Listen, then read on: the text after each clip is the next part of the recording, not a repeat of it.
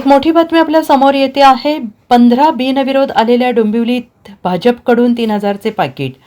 शिंदे सेनेनं उघड पाडलं, पोलीसही पोहोचले।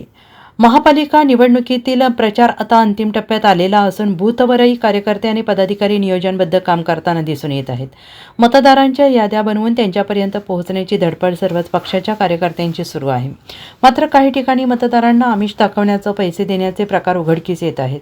भाजपाने सर्वाधिक जागा बिनविरोध केलेल्या कल्याण डोंबिवली महापालिकेतील एका उमेदवाराच्या प्रचारात चक्क पैशांचे वाटप केल्याचे उघडकीस आलेलं आहे। डोंबिवलीतील एका महिलेच्या घरी पैशांची पाकिटे आढळून आल्याचा धक्कादायक प्रकार समोर आला आहे। निवडणूक प्रचारादरम्यान पांढऱ्या पाकिटात 3000 रुपये म्हणजेच 500 रुपयांच्या 6 नोटा टाकून हे वाटप केले जात असल्याचं निदर्शनास आलं आहे। डोंबिवलीच्या तुकारामनगर परिसरातील दशरथ भुवन परिसरात भाजपकडून 3000 रुपयांची पाकिटे नागरिकांच्या घरी पोहोचवण्यात येत आहेत। येथील शिवसेनेचे उमेदवार नितीन पाटील आणि त्यांच्या कार्यकर्त्यांनी पैसे वाटणाऱ्यांना रंगेहात पकडल्याने हे उघडकीस आलेलं आहे। या घटनेनंतर निवडणूक आयोगाचे पथक आणि पोलीसही घटनास्थळी दाखल झाले आहेत। मात्र भाजपाने सर्वाधिक जागा बिनविरोध केलेल्या महापालिकेत भाजप उमेदवाराकडून पैशांचं अशा प्रकारे होत असलेलं वाटप चर्चेत आहे। दरम्यान येथील प्रभागात भाजप आणि शिवसेना यांच्यात मैत्रीपूर्ण लढत होते आहे। त्यामुळे भाजप उमेदवारांविरोधात शिवसेना उमेदवार येथे निवडणुकीच्या मैदानात आहे।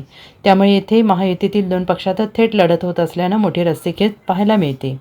विशू पेडणेकर यांचे कार्यकर्ते असल्याचं ते समोर येत आहे। विशेष म्हणजे शिवसेना शिंदे गटाचे कार्यकर्ते व्हिडिओ बनवून हा पैसे वाटपाचा डाव धरत असल्याचं दिसून येत आहे।